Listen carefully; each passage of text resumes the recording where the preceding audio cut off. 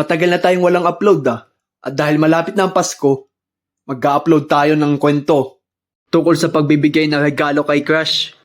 Game na!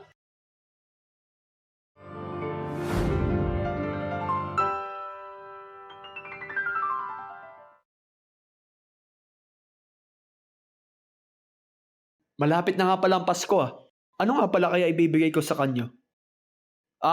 Alam ko na.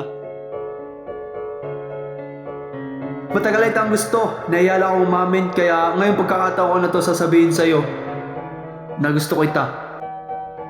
Paano na ba yan? Mahihain pa naman ako. Matagal ko na siyang kaklase. Sa biglang hindi inaasahan, nagkagusto ako sa kanya.